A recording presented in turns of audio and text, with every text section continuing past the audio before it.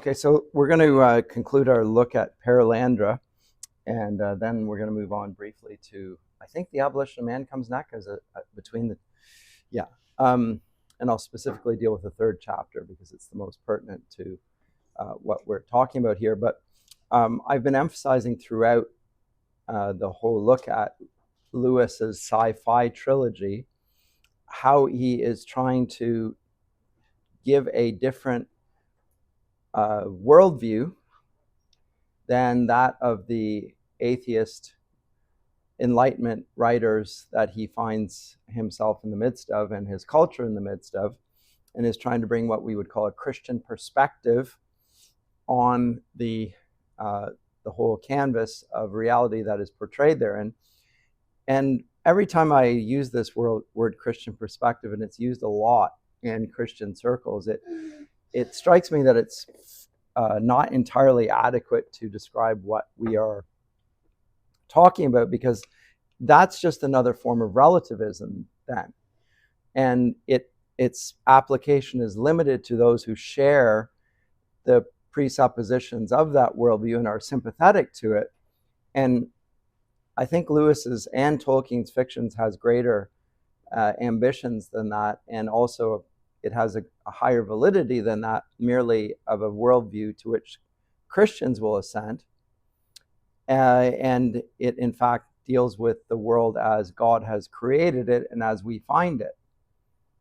So rather than a perspective which tends towards, could lead us towards thinking we're getting just a variation on perspectivalism and just one that Christians happen to like, what Lewis and Tolkien do, it seems to me, and what makes them of value even if you are not a Christian, is that they acquaint us with the good and the true and the beautiful in ways that are common in human experience throughout the ages. And that's Lewis's argument, or is going to be his argument, in The Abolition of Man, which we'll get to later in class today, is that if we dispense with this idea of the beautiful, that we, and the moral then, and of goodness, we not only are doing something entirely new, we're finding ourselves outside the frame of all human sensibility historic, but also we've cut ourselves off from the very thing that we're said to be advancing, namely human nature. So in The Abolition of Man, it's not about the what he is talking about in The Discarded Image, which is a view of the medieval Renaissance world, which he is going to employ here in Perelandra because he lacks better materials than to use that medieval Renaissance framework which they inherited from the classical world. But he's not just giving us a worldview. He is saying that there is something that if we sever ourselves from that, we sever ourselves from the very idea of a common human nature to which the elites are accountable because they share that common human nature. And the problem of the Enlightenment and modernity in general is that it denies a common human nature. And it does through its perspective, its scientific perspective. So ordinary people to this day believe that there is such a thing as morality, that it's a real thing.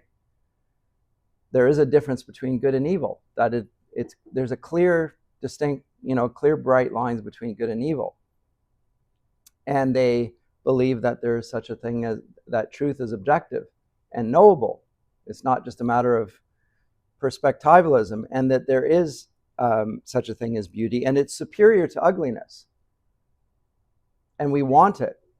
But in the academy, Lewis finds that the experts think that of this view, something like what the medieval period thought of witches, that it's a superstition that is unthinkable, and we need to move beyond it. So when the artists of our day, and this is painters, musicians, poets, think of beauty, they actually prefer ugliness.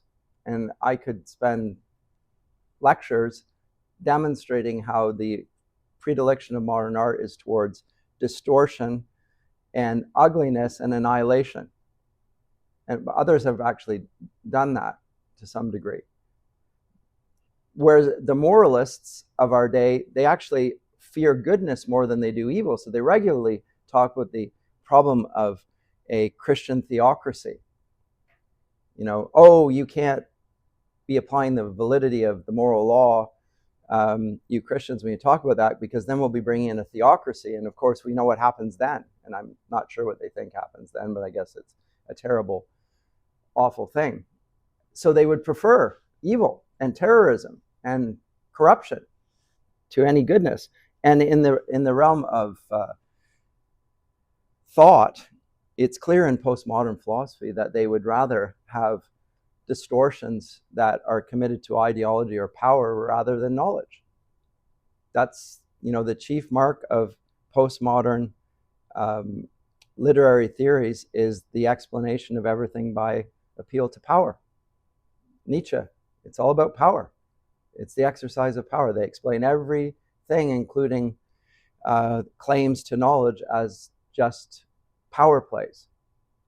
And these have been disputed. All three of these things have been disputed as false and sophistry since the time of Socrates. Like, Socrates goes after all three.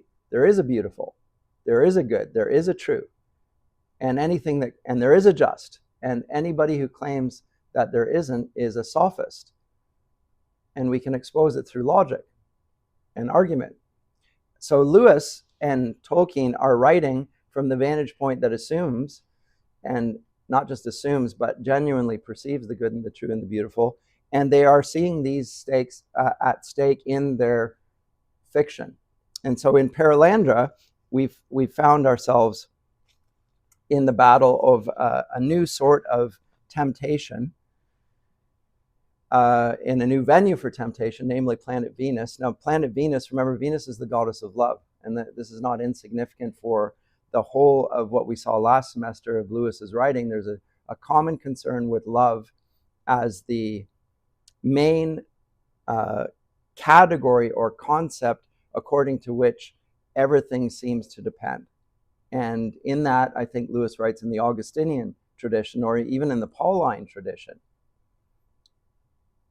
that love is the central human category. And amongst love, very different types of love, charity or agape love is the one that norms all the other types of love. And in that sense, the grace of God is the fundamental category that will influence all the other intellectual categories. That's how Lewis sees it. I do think that that's how Augustine frames it in his, I think, copious commentaries on education and knowledge, on theology, on politics, so the city of God, on discussions of the Trinity, on his discussions of music, and on and on and on. Lewis is going down that same road and saying, no, love is the thing here. And until we have faces, that was the argument there as well. And I said this was his most effective book. I think this is the second most effective book, Perelandra, and it is about love once again. And on the planet in which love is presided over by Venus. And we left off last time with the lady being tempted by the scientist who has given himself over to a notion of knowledge that is now purified of the anthropocentric nature that he initially had as a scientist. Remember, on Maleldil, he was willing to annihilate all of the forms of life there, even though they seemed to be rational forms of life. He didn't care. They didn't look like him, so he thought in order to expand human concerns, he could annihilate everything there. And Lewis objected to this. Ransom objected to this and fought against this and prevailed in the end. But the scientist now has undergone a conversion of sorts towards a pure spirituality that is going to see not the human as the ultimate category to be pushed, but rather the spiritual. And in that, the question is, has he gone closer to God as he claims, or has he gone to a new and more pernicious form of evil? And I think Lewis makes it clear it's the latter. Because what this effectively means is that he is going to annihilate everything, including himself. It's just nihilism towards what he calls pure spirituality.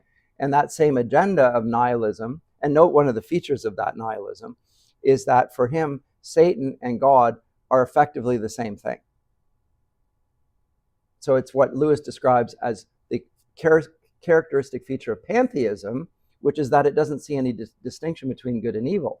So those characters, says Weston, that you call Satan and God, representations of evil and good, respectively, are just perspectively different, but actually they're the same thing. And what they have in common is that they're spiritual. So he embraces a pure spirituality, and we see the result of that is that he is possessed then by the devil, and then becomes the figure of temptation, the same way the serpent was in Milton's Paradise Lost. Weston, the man, or rather, as he becomes possessed, the unman, begins the temptation of Eve.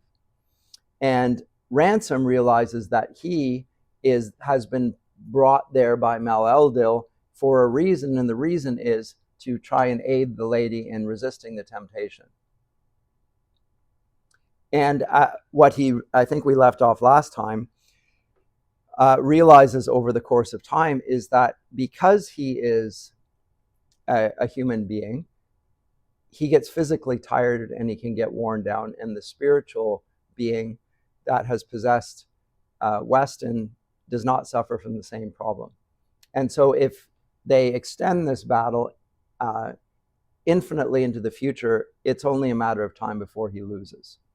So he has to stop it. And then the question is, how do I stop it? And at first, he thinks it's inconceivable that it should be a physical fight because it's a spiritual battle.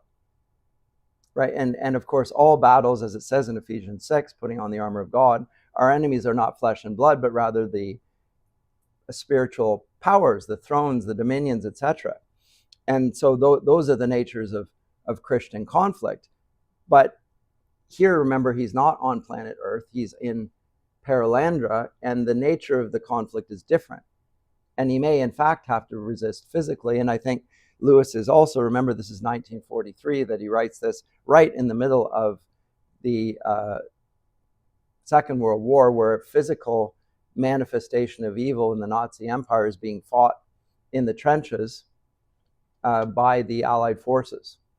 And just as Lewis and Tolkien himself had to fight evil in a physical manifestation, so he thinks it's also the case, just as it is in medieval romances, that sometimes the hero, the knight, actually has to physically fight. Even if the ultimate enemy is spiritual, it has a physical manifestation that will beat you and destroy you if you don't physically resist.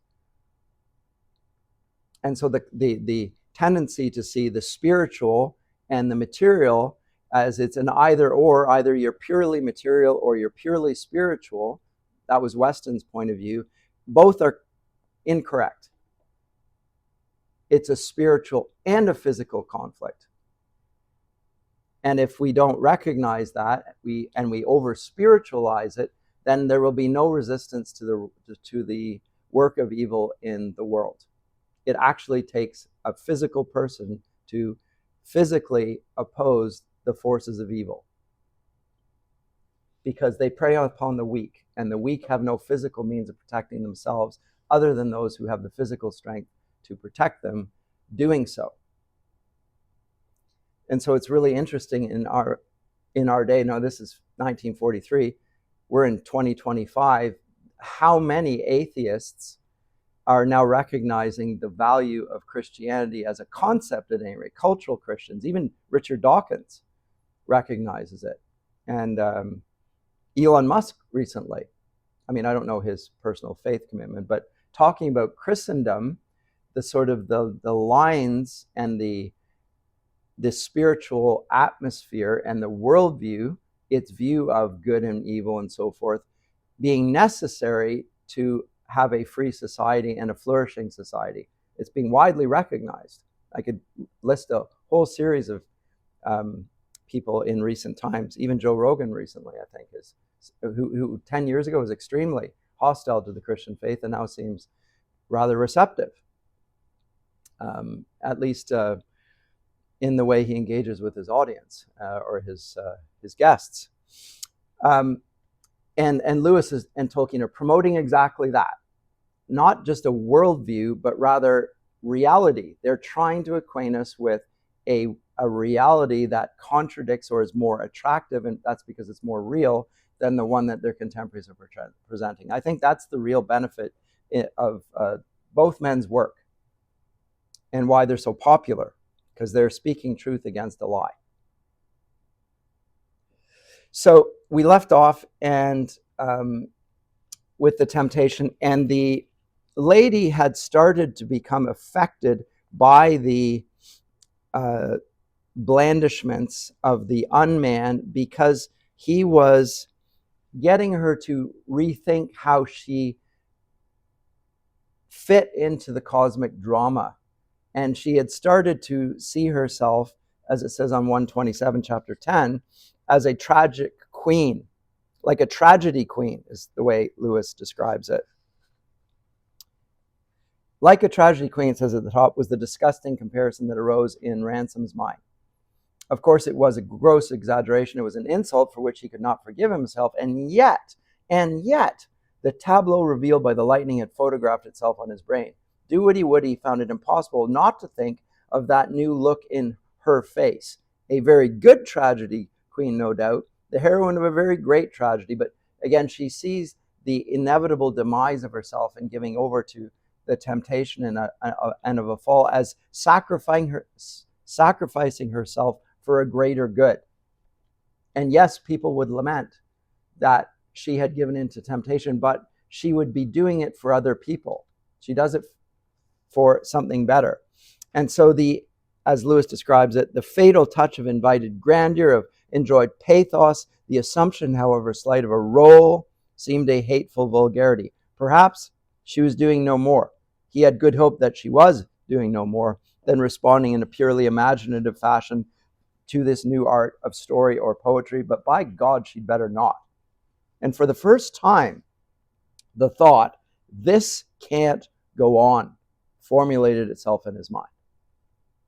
Because he recognizes that the imaginative framework that the unman has presented to the Green Lady is starting to be entertained as something more than imaginative. And that in itself is also interesting, because in the dichotomy that we normally see between fiction and reality, so again, the natural sciences deal with fact and the arts deal with fiction, we tend to see them as a categorical divide. And yet what we see here is that the imagination, if we just entertain the idea, has an effect that it changes the way we see reality. And that's what is happening to her even. So it's not just that she entertains it and then the thought goes away. She's been subtly shifted towards a position that she found impossible and ridiculous not that long ago. And so his conclusion is that this cannot go on. And next page 128, it seemed to Ransom that whenever he dozed, he awoke to find the unman already in conversation with her. And then he had, a few lines down, full opportunity to learn the falsity of the maxim that the Prince of Darkness is a gentleman. And again, he felt that a suave and subtle Mephistopheles with red cloak and rapier and a feather in his cap, or even a somber, tragic Satan out of Paradise Lost, would have been a welcome release from the thing he was actually doomed to watch. It was not like dealing with a wicked politician at all.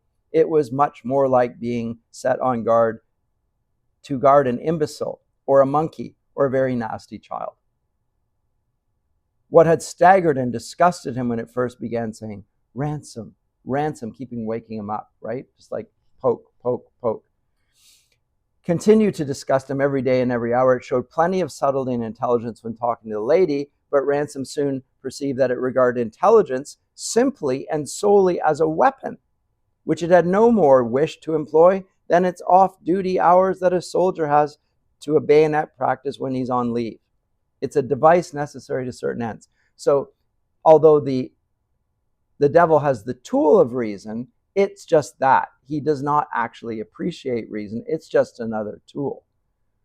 It has no purpose and no end other than to affect an outcome, and he employs it to that end. Whereas human beings connect reason with goodness in some ways, and he needs to divest himself of that habit of mind that he's inherited from the Western tradition, that reason is a good thing. Right reason, as Milton calls it. And so the lady is starting to give way to this, and he himself can't. Is starting to weaken in the process as well. And so note that comparison with Milton and Marlowe, Dr. Faustus, Milton, Satan, to this, because he is courting comparison here. And the next thing he tries to introduce, is the idea of creativity or intuition or spirituality to the lady. Tries to teach her new words like creative and intuition and spiritual, top of 132. But that was one of its false steps. When she had been at last made to understand what creative meant, she forgot all about the great risk and the tragic loneliness and laughed for a whole minute on end.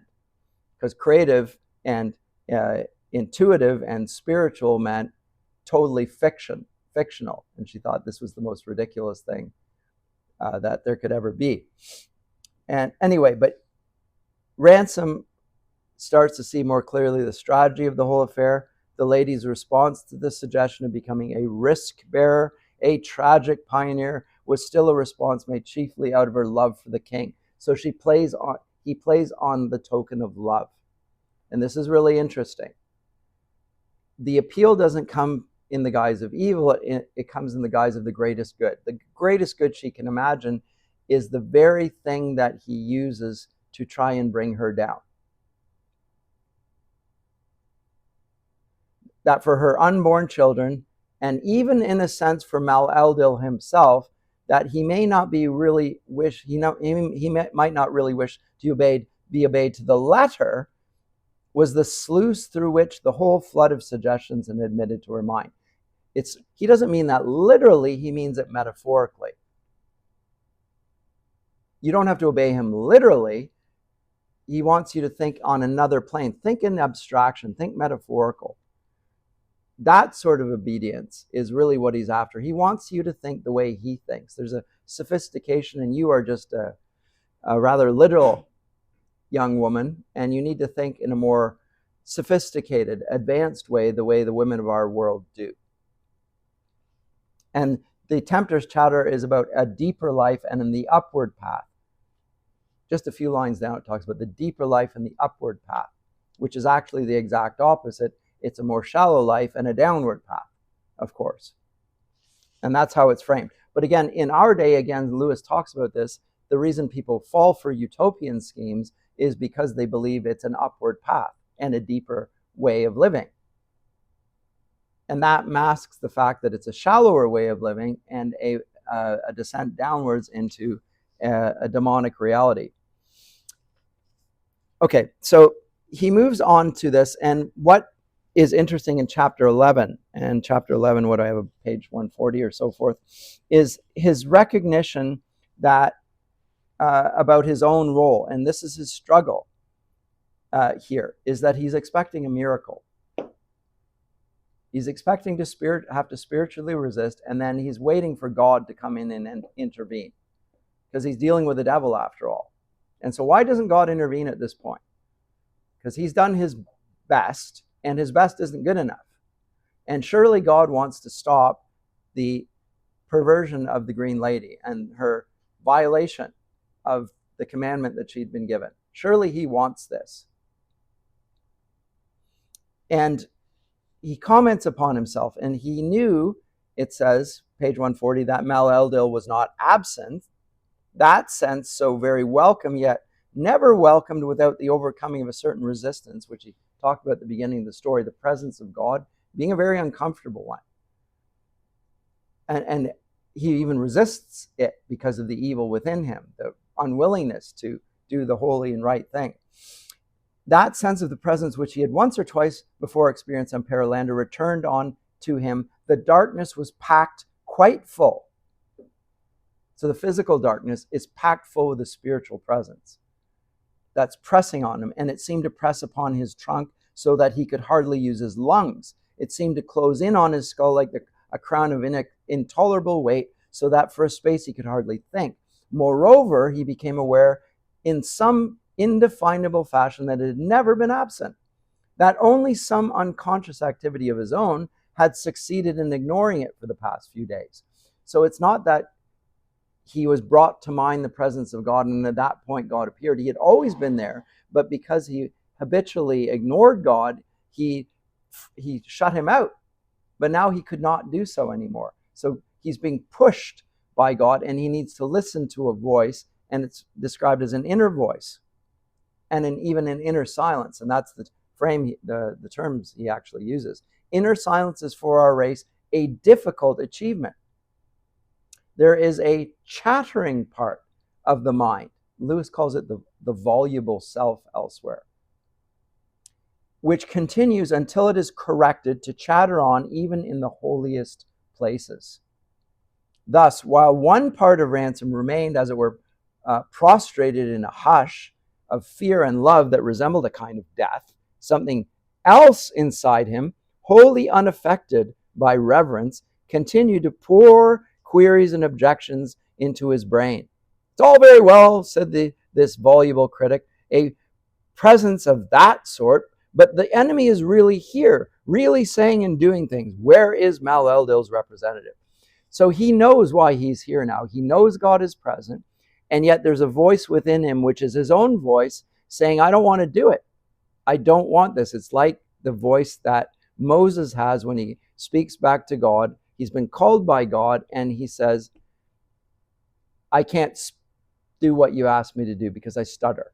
So God gives him Aaron. And then he says, you've got the wrong man. After every objection has been countered, it can't be me. And then God gets angry at that point. But it's a pressure there. And that sense of the resentment or the unwillingness to do that on behalf of even a man that God's called, that's what Lewis is portraying here. And I think it is realistic for anybody who actually has been called by God to recognize this inner conflict. And Paul talks about it in Romans as well.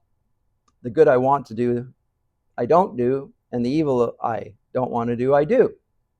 So what am I going to do at that point? And he thanks God because God is going to do it for him. But that inner conflict is something that I think Lewis explores in a way that I don't even think Milton does in his Paradise Lost. That is the way in which Lewis is influenced by the Romantics. There's a psychological acuity here, which we see in other writers like Dostoevsky as well. Right? So that to me is the significant features here. And he was forced to perceive his own coming to Perelandra was at least as much of a marvel as the enemy's. That miracle on the right side, which he had demanded, had in fact occurred. He himself was the miracle. Oh, but this is nonsense, said the voluble self. Now, when you think the voluble self, so there's a self that listens and is silent and is willing to let Maleldil's will be done. And then there's a voluble self that objects to that within him. And so there's a conflict, a twofold conflict going on between himself externally on Perelandra with the unman trying to defend the Green Lady, and then one within himself that needs to put his own disobedience to death and be willing to progress. And in this sense, Ransom is a very different character in Perelandra than he is in Out of the Silent Planet. And he's being prepared for what we will find in the third iteration, that hideous strength, a man that's now wholly the tool of God and willing to do that, willing to do his will without any disagreement. But again, it's a development of character that it takes time for him to portray. But at the bottom of 141, he says, he can't do that. He'd done his best, and then quotes, "'Tis not in mortals to command success. He must not be worried about the final result. I'll let go and let God. I'll just hand it over to God, and God will take care of it. I don't need to worry about the outcome here. It's God's will be done and God will do it, except that he's been called miraculously to be there. And so it's clear that the miracle is himself, and he's coming to terms with that fact, that in that present situation, which everybody finds themselves in actually, and this is the application to it, Lewis is saying everybody does this irrespective of whether they're in the situation of Elwyn Ransom. But he says probably Maleldil's real intention was that he should publish to the human race the truths he had learned on the planet Venus. He's an intellectual, so he thinks that he must have a role in commenting on it, rather than being actually involved in a spiritual battle. One must be content to leave it there. One must have faith. It snapped like a violin string. Bing, at that point, when he says one must have faith. Not one rag of all this evasion was left. Relentlessly, unmistakably, the darkness pressed down upon him the knowledge that this picture of the situation was utterly false. His journey to Perelandra was not a moral exercise, nor a sham fight. If the issue lay in Maleldil's hands, Ransom and the lady were those hands. The fate of a world really depended on how they behaved in the very next few hours. Then the thing was irreducibly, nakedly real. They could, if they chose, decline to save the innocence of this new race, and if they declined, its innocence would not be saved. It rested with no other creature in all time or all space. This he saw clearly, though as yet he had no inkling of what he could do. And then he protests, the voluble self rather protests. Did Maleldil want to lose worlds? Blame on God. No, no, no. And then eventually he has to break down his own reservations about being involved in a spiritual battle that is also a physical battle. He has to break that dichotomy, the spirituality, the pietism, which has been ingrained for a very long time. And as he thinks about this, the terrible silence went on, 144. It became more and more like a face not without sadness, that looks upon you while you are telling lies and never interrupts, but gradually you know that it knows, and falter and contradict yourself and lapse into silence. This voluble self petered out in the end. Almost the darkness said to Ransom, you know you are only wasting time. Every minute it became clear to him that the parallel he had tried to draw between Eden and Perelandra was crude and imperfect. What had happened on earth when Maleldil was born a man at Bethlehem had altered the universe forever. The new world of Perelandra was not a mere repetition of the old world. Tellus, Maleldil never repeated himself. As the lady had said, the same wave never came twice. When Eve fell, God was not man. He had not yet made men members of his body.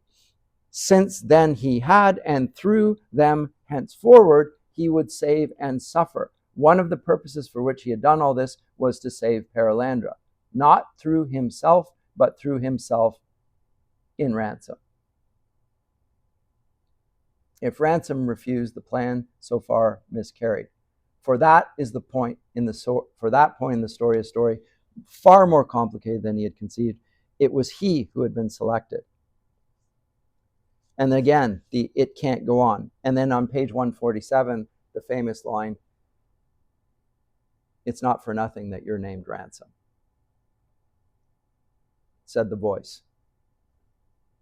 How did he get the name Ransom? And then he ponders how he actually had been given this sense of ransom, and now we get a view of the atonement pushed into a personal experience that perhaps he will have to lay down his life. And the distinction between fact and myth is broken down, as Lewis talks about there. The whole distinction, I'll just read the section, between things accidental and things designed, like the distinction between fact and myth, was purely terrestrial.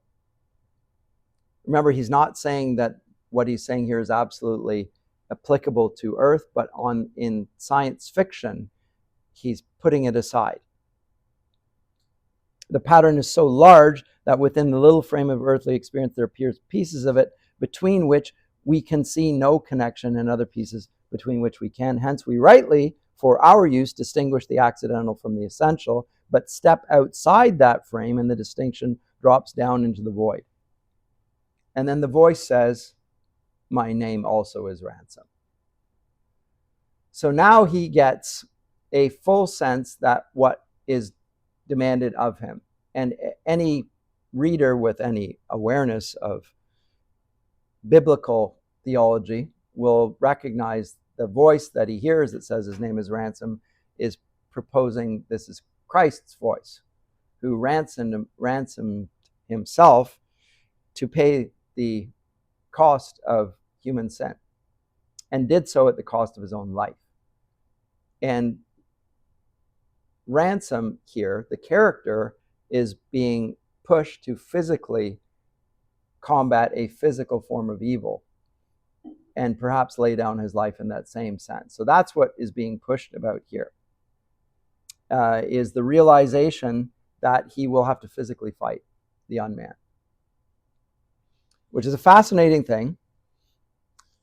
Mercy, he groaned, and then, Lord, why me? But there was no answer. Sort of like in the Garden of Gethsemane, when Christ cries out in anguish and in sweat of blood and asks if there might be another way. But yet not my will, but yours be done. So he asks for a path other than this, just like Elwin Ransom does.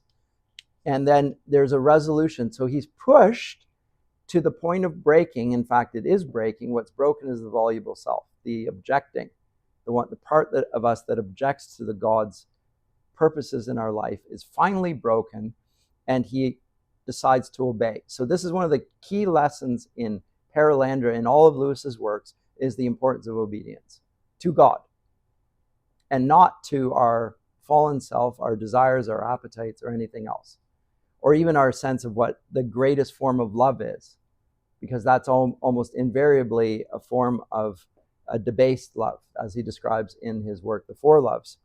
And when he decides that he is going to fight, at that point, then finally he hears the voice of Maleldil at the end of chapter 11. I have cast your enemy into sleep, said the voice. He will not wake till morning. Get up, walk 20 paces back into the wood. There sleep, your sister sleeps also.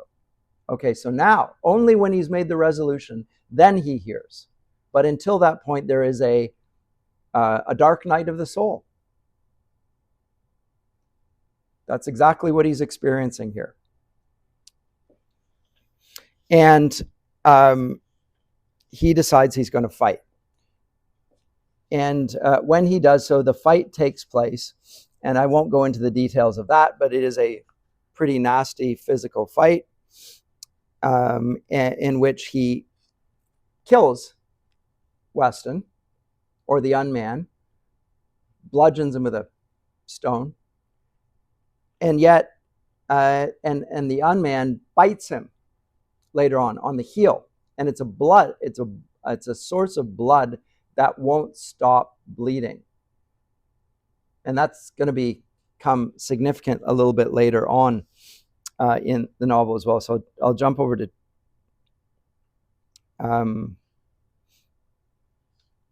the 185. I have in my notes here.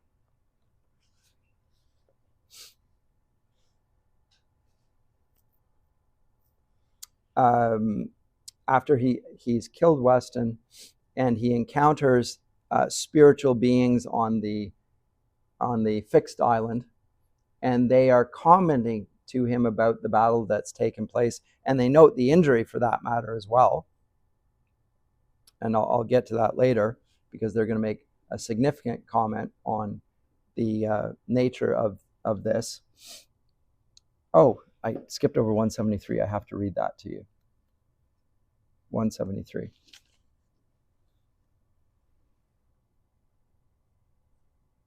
He did not know whether in the last few hours the spirit which had spoken to him was really Weston's, because remember, after Weston is killed, he starts speaking to him still, the corpse, and cries out in Weston's voice.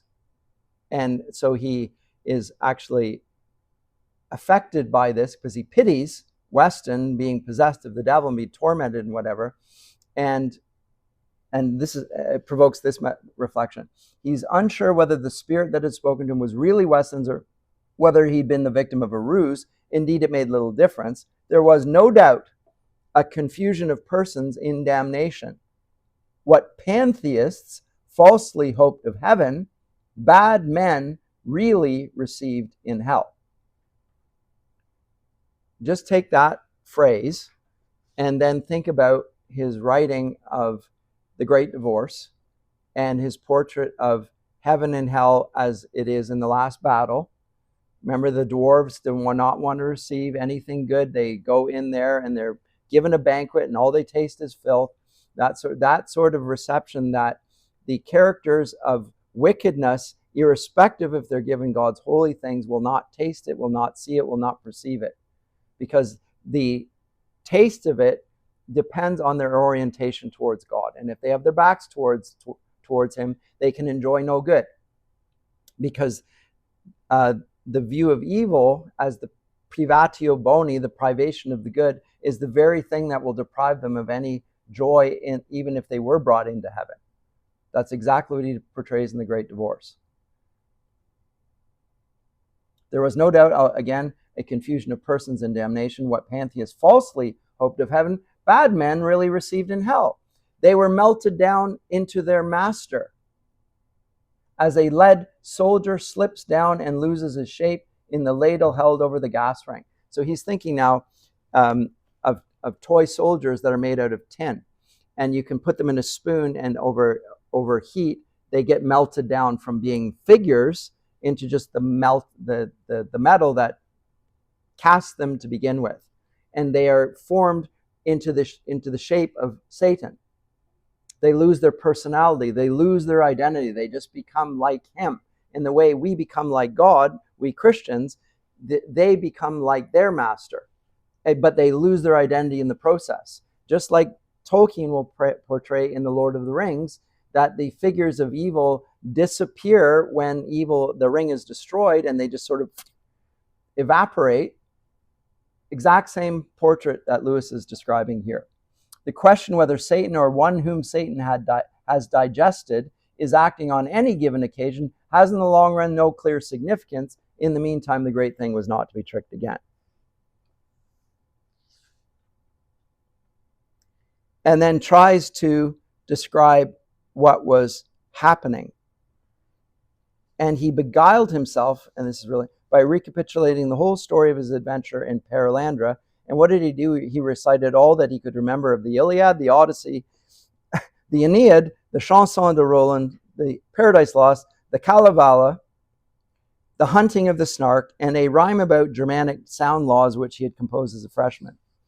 He's just going on things that had filled his memory.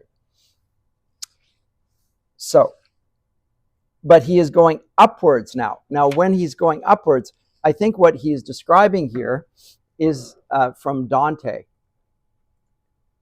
Dante, Purgatorio. And an image, let me see if I can find this here. There you go, that's as good as anything. That's exactly what I want. Right here. It's going, so this is the fixed land, and he's going upwards, and he's going upward towards an earthly paradise. This is what I think is going on in this depiction that he has here. And up there he will find who, other than Tor and Tanidril, which are the names of the Green Lady and her partner. And there he will also meet, interestingly, the Oyarsa of Perelandra and the other archons. And then a discussion ensues, and he sees a portrait which is described as the Great Dance. And the Great Dance is Lewis's illustration of what theologians call perichoresis in Christian theology, the mutual penetration of the three persons of the Trinity in a sort of a cosmic dance, in the same way that is described in Dante himself. There's movement and depth, and it's unclear, but there's a male and a female involved in the dance. So the Oyarsa of Maleldil is there, and he has a certain shape, and he's angular, just like the creatures back on Maleldil were. And he's like Mars, the god of war. Whereas in Venus, the islands, the whole thing is softness and so forth, and there's a blending there, and there's a dancing, and there's the presentation of the Trinity being given here. And in 199, that is presented more specifically. But before that, before we get to 199, let me begin chapter 16. It's page just before that. A clear voice like a chime of remote bells, a voice with no blood in it, spoke out of the air and sent a tingling in his frame. They have already set foot on the sand and are beginning to ascend, it said. The small one from Thulcandra is already here, said a second voice. Thulcandra is the silent planet, and they are referring to Ransom, right? Look on him, beloved, and love him, said the first. He is indeed but breathing dust, and a careless touch would unmake him. And in his best thoughts, there are such things mingled as, if we thought them, our light would perish. But he is in the body of Maleldil, and his sins are forgiven. His very name is, in his own tongue, is Elwin, a friend of the Eldila. So that's where he got that. We know where he got the name Ransom. That was described earlier in the sort of genealogy of the name. But where did he get Elwin? Because he's the friend of the Eldila. How great is your knowledge, said the second voice. I have been down into the air of Thulcandra, said the first, which the small ones call Tellus. A thickened air is full of the darkened or deep heaven is of the light one. I have heard the prisoners there talking in their divided tongues, and Elwin has taught me how it is with them. And who is the speaker? It's the Oyarsa of Maleldil himself. So he's learned from speaking with Ransom about what it is like there. And then Ransom speaks, it's good, Oyarsa, tell me who this is, this other. It is Oyarsa, said Oyarsa, and here that is not my name. In my own sphere, I am Oyarsa, so it's not a title, it's an office, just like a professor or a prime minister. He has a position, but that's not my name. That's ruler. Here I am only Tellus, and I am Perelandra, said the other voice. I do not understand, said Ransom. The woman told me there were no Eldila in this world. And then the response, they have not seen my face till today, said the second. Second voice, except as they see it in the water and the roof heaven, the islands, the caves, and the trees. I was not set to rule them, but while they were young, I ruled all else. I rounded this ball when it first arose from Arbel. I spun the air about it and wove the roof. I fixed the fixed island, etc., as Maleldil taught me. And what has happened is that something glorious and new has transpired. Let's see if I can find this here. It's chapter 16.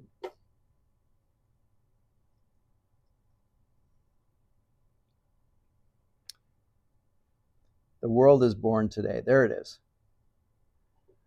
The hour is upon us, and this is enough. What hour, said Ransom? Today is the morning day. What is the morning star? Venus. Today is the morning day, said one or other or both of the voices, and there was something much more than sound about Ransom, and his heart began beating fast. The morning? Do you mean, he asked, all is all well? Has the queen found the king? The world is born today, said Maleldil. Today, for the first time, two creatures of the low worlds, two images of Maleldil that breathe and breed like the beasts, step up that step at which your parents fell and sit in the throne of what they were meant to be. It was never seen before. Because it did not happen in your world, a greater thing happened. Now look at that. Because it didn't happen in your world, a greater thing happened. What was the greater thing? God condescended to become man. He took on a human form. That was a greater thing, even through the failure. The failure didn't happen here, so a lesser thing has happened. Still a good thing. What is that? Because the greater thing happened in Thulcandra, this and not the greater thing happens here. Ellen is falling to the ground, said the other voice. Be comforted, said Maleldil. It is no doing of yours. You are not great, though you could have prevented a thing so great that deep heaven sees it with amazement. Be comforted, small one, in your smallness. It lays no merit on you. Receive and be glad. Have no fear lest your shoulders be bearing this world. Look, it is beneath your head and carries you. Will they come here, said Ransom, sometime later? They're already well up the mountainside, said Perelandra. And our hour is upon us. Let us prepare our shapes. We are hard for them to see while we remain in ourselves. And now he's going to get into the spatial, temporal, but particularly the spatial dimension and how we deal with bodies and the perception of bodies, which he dealt with at the very beginning. Right when he was put in the presence and he had great difficulty seeing the Eldila. They were there, and at the same time they were whooshing towards him and so forth. And there is as he says, darting pillars filled with eyes, lighting pulsations of flame, talons and beaks and billowy masses of it suggested snow volleyed through cubes and heptagons into the infinite black void. Stop it! Stop it, he yelled, and the scene cleared. Because he can't deal with the sensory overload of seeing in a different dimension. It's just too much for him, and then they present themselves in a more palatable form for him. And then he looks, and he sees what? Concentric wheels moving with a sickening slowness inside the other. Well, the vision of Isaiah, of the cherubim, and the wings and the wheels and the movable Ark of the Covenant, which you have it right at the beginning of Isaiah. Right? You remember that? Isaiah 1? I think that's what he's doing. And then he bade them try a third time, and then suddenly two human figures stood before them. On the opposite side of the lake, they were taller than the Sorns. They were perhaps 30 feet high, burning white like white-hot iron, and the outline of their bodies were male and female. Masculine and feminine, rather. And then, I am not here in the same way that you are here. The creatures were really moving, though not moving in relation to him. Because again, movement for us is all relative to our position. We see other things as moving and us as not moving. Okay, what do we not perceive as moving? The earth. Is the earth moving? Well, around the sun it's moving at great rapidity. And it's revolving at great speed. Do we even have a perception of speed? No. From the perspective of the individual, the empirical perspective, nothing is moving at all, except the sun, which rises and sets. So he's dealing with all of that accommodation of our knowledge to our frame and dealing with the limitations of human knowledge on empirical basis here by touching on all this. And as he goes on, I've got so many notes here and too many things that are of interest here.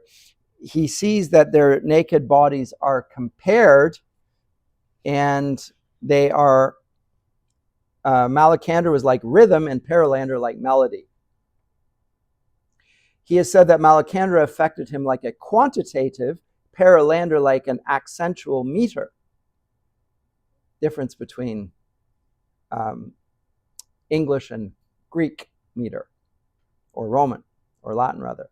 He thinks that the first held in his hand something like a spear, but the hands of the other were open and the palms towards him. But I don't know any of these attempts has helped much. At all events, what Ransom saw at that moment was the real meaning of gender. Isn't that interesting? In the contemporary world, how much confusion there is about gender, seeing it merely as a cultural construct. Lewis's claim in here is that gender is a more substantive category than merely sexual differentiation. And he goes on to say exactly that. What is masculine about a mountain or feminine about certain trees? When you think about nouns in different languages. We don't have that in English, but in French or any language that you would learn, there's a masculine and a feminine. Like, what's feminine about a tree, particularly? Ransom has cured me of believing that this is a purely morphological phenomenon depending on the form of the world. Still less is gender an imaginative extension of sex, which is the presupposition of modern literary theory. It's just an imaginative extension of that. And if that is the case, then and imagination is the source of all reality, then we can imagine that our sex is also something that we construct. And in the language of contemporary literary theory, they talk about gender or sex assigned at birth, assigned from without. Oh, that's a boy. How do you know? Well, he's got a penis. That's a boy. Nope. It's assigned to you arbitrarily at birth, and you have to declare for yourself in an act of liberation what your identity is, etc. All engaged with by Lewis's fiction here in some ways. But he goes on to say, sex is in fact merely the adaptation to organic life of a fundamental polarity which divides all created things. Female sex is simply one of the things that have feminine gender. There are many others, and masculine and feminine meet us on planes of reality where male and female would be simply meaningless. Masculine is not attenuated male, nor feminine attenuated female. On the contrary, the male and female of organic creatures are rather faint and blurred reflections of masculine and feminine. Their reproductive functions, their differences in strength and size, partly exhibit, but partly also confuse and misrepresent the real polarity. All this Ransom saw, as it were, with his own eyes. The two white creatures were sexless, but he of Maleldil was masculine, not male.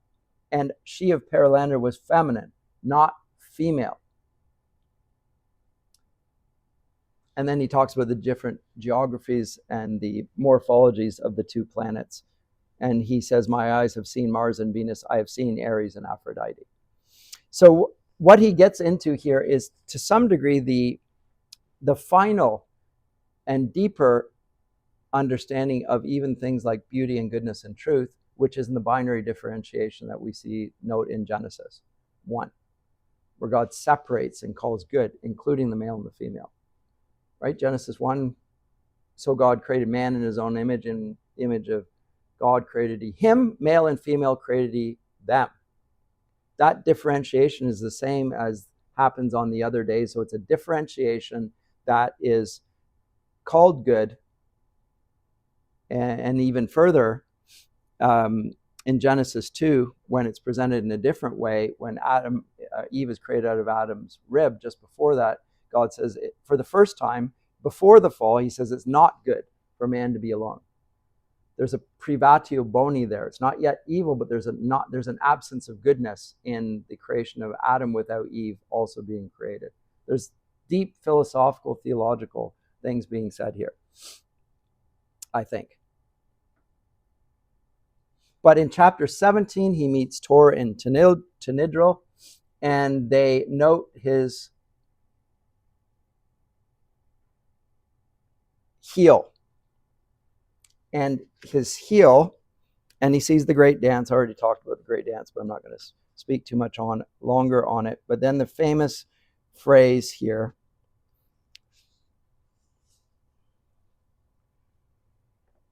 and what is interesting here is that Tor and Tinidril become as gods. And this is really interesting, because remember, the temptation of Adam and Eve in the Garden of Eden was the lure is that if they eat of it, then they will become as gods, knowing good and evil. And they disobey. The obedience here of Ransom and the lady leads to the outcome of becoming as gods. And what Lewis is suggesting is what theologians have speculated on. If Adam and Eve had not disobeyed, what would have happened? Would they have merely filled the earth, or would there have been a higher movement towards God in some ways? And that's where Lewis is inclining. If Adam and Eve had obeyed, then the very thing that Christ did in becoming man, they would have divinized. They would have become more godlike by obeying him. And heaven and earth would have come down, and the divide between the two would have been overcome, just as it is in the kingdom of God when Christ becomes man. That's so here. And so Tor and Tanildo, my word henceforth is nothing. Your word is law unchangeable, and the very daughter of the voice. And so then Tor Oyarsa speaks. So who's the ruler of this world? Then the green atom is the ruler of this world. He is the archon. Whether I now converse in deep heaven only, or also in that part of deep heaven which to you is a world. Very much our will, said the king. And Maleldil has taken us where he meant us to be, but of Maleldil's instrument in this, you were the chief. And then she explains to him, page 208, what had happened while she was asleep. And she learned new things about Maleldil and about his father. And the third one, page 210, so about the Trinity, which she had not hitherto known.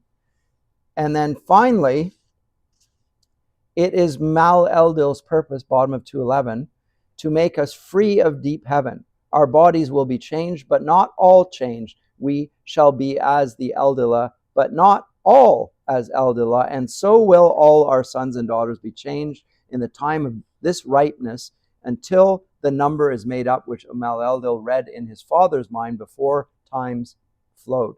And that, said Ransom, will be the end. Tor, the king, stared at him. The end? He said, who spoke of an end? The end of your world, I mean, said Ransom. Splendor of heaven, said Tor, your thoughts are unlike ours. About that time we shall not be far from the beginning of all things. But there will be one matter to settle before the beginning rightly begins. And what is that? Your own world. Thulcandra. And I read this because we're pivoting to the earthly stage, which is the third iteration of the sci-fi trilogy. It goes from Mars to Venus and now back to Earth. Thulcandra. The siege of your world shall be raised, the black spot cleared away before the real beginning. In those days, Maleldil will go to war in us and in many who once were now on your world, and in many from far off, and in many Eldila. And what you call the beginning, we are accustomed to call the last thing, said Ransom. So for us, it's eschatology. For them, it's the other way around. It's not the last things, it's the first things, because they are in the new heaven and the new earth, whereas we're not yet there. So again, when he says that's the end of your world, no, it's the beginning of the real world. Finally, and I keep saying finally, and I can't because I can't find the passage where they note that his heel is bleeding, and they say, is this, we call this hru. I can't find it, I just know it from memory now then. Is it right at the end there? It's right at the end? 2 paragraphs from the end? Okay, a few paragraphs.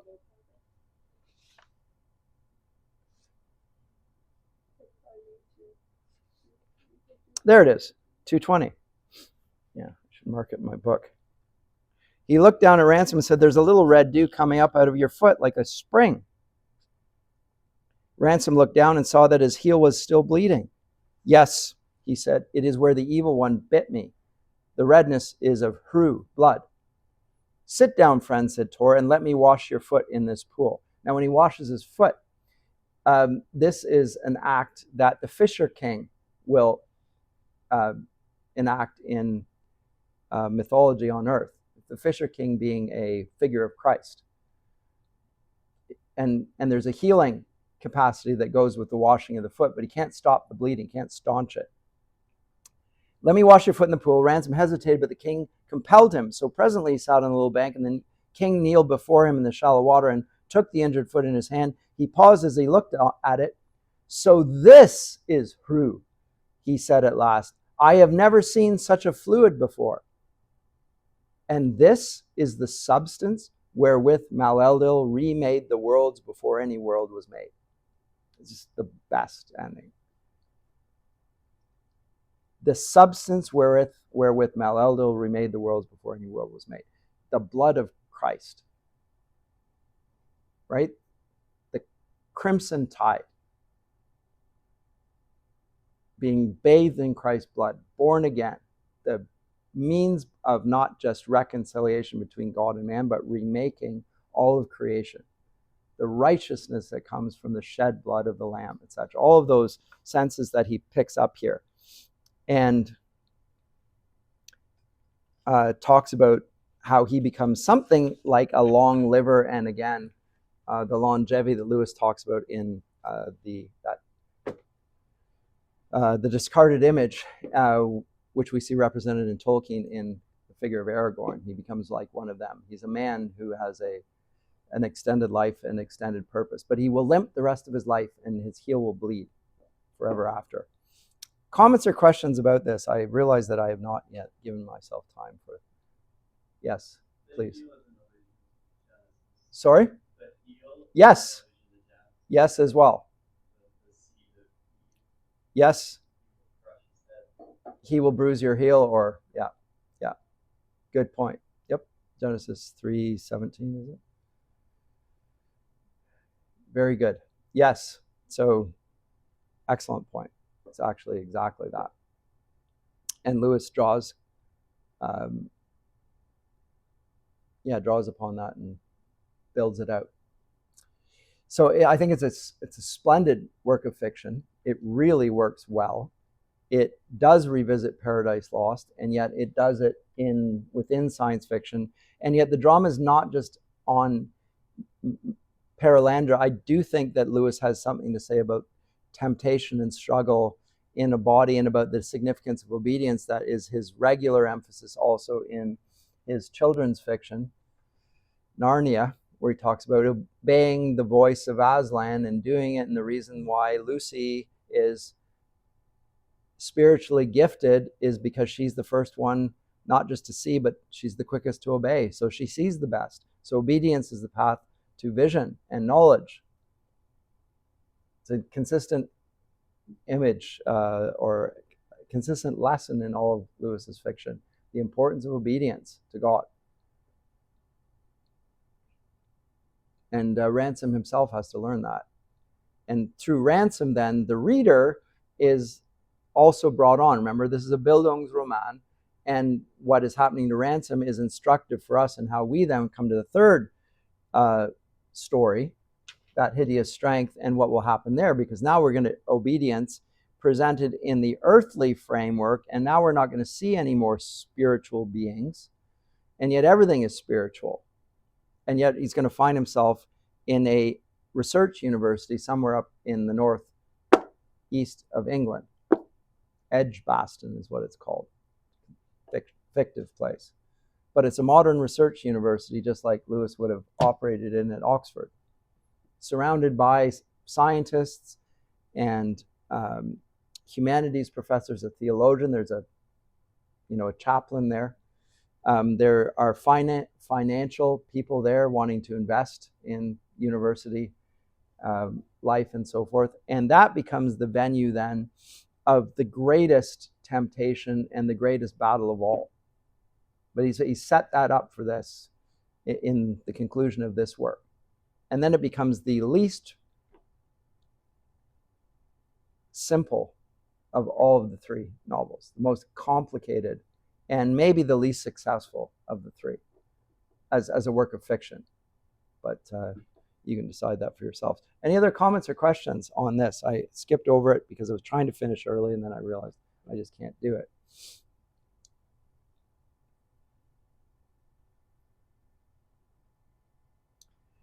But you can see how all of the themes, now this is early Lewis, he never gives them up. If you go all the way to the conclusion of his fiction, Till We Have Faces, he's really dealing with the same issues. And his view of science and what science does, and how it abolishes man. I guess I'll have to deal with that a bit in part next time. I said I was going to do this time. Yes. Well, I might try and say a few things about that hideous strength, because I think I can do a bit on the abolition of man. You've already read it, most of you.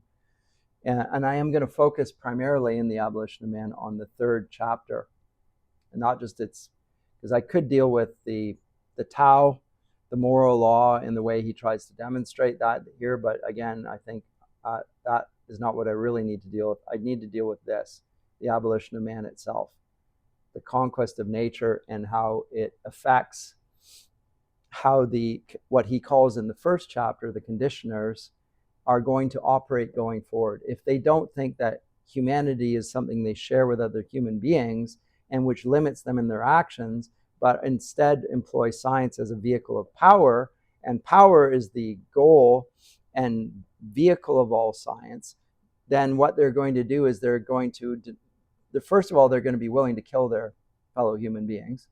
And secondly, there will be no restraint on what they'll do because there's no category that will restrain them. They've got rid of morality. Objective morality is even anything other than a subjective fancy. And then even the habits of human life that they've inherited from generations past, they will soon get over, and they will literally be willing to do anything to anyone, and including themselves, because they're purely spiritual. And that is the effect of the Geisteswissenschaften. They see themselves in purely spiritual form, and that spirituality, furthermore, is hostile to physical human nature and wants to show mastery over it. And how do you do that? Well, by emasculating yourself or by lopping off your breasts, by committing or legalizing abortion and or euthanasia. And then the rationale for allowing those two things is that we want to do something humane to the people. And what's the limit on that humanity? Well, you won't do it to people who are fully human. Well, who are the people who are fully human? We'll go back to the previous problem. We don't even know what human means. In fact, we've dismissed it as a category. So in other words, there is no limit on what we won't do to ourselves and other people. It's the Orwellian universe, really. And Lewis is writing on it contemporaneously with Orwell's fiction and Huxley's, for that matter. So it is a dystopian form of fiction, and yet it seems to me has a spiritual dimension that there's totally lack.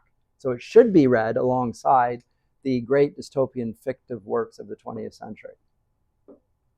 Necessary reading. Every person should read this, not just Christians. Every person should read The Abolition of Man and the sci-fi trilogy. If you want a realistic view of what's going on in the world around us, that is exactly where the great battle of our day is being fought. And it's 2 forms, which I've talked about in literary theory. If you want to give names to them, are transhumanism. Sounds rather familiar to you. And posthumanism. And again, I've dedicated lectures on my channel for exactly discussing these things. Transhumanism takes what we call human and extends it and augments it, makes it better, gives it eternal life, if you will.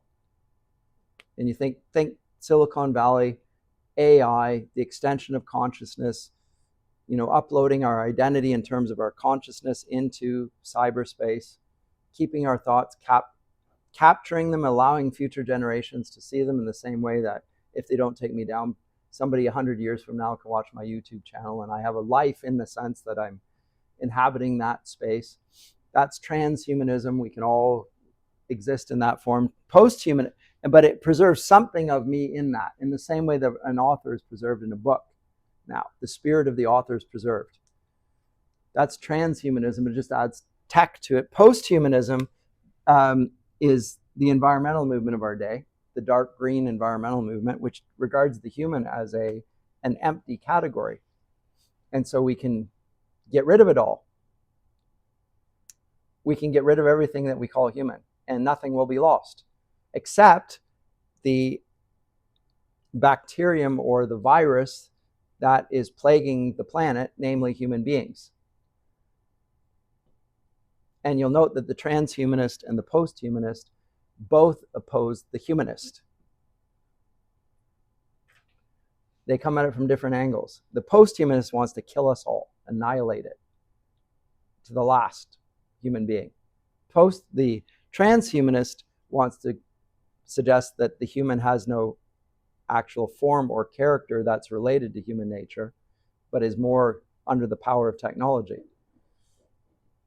The Christian humanist is going to point to the humanity of Christ, his fully human form, and say that any perfection of human nature is going to want to be more like him and less like ourselves. But that's a difference. So the Christian humanism versus these two different types, and these two types are both fighting in our day. Anyway, that's it then. I'll see you next class. And yes,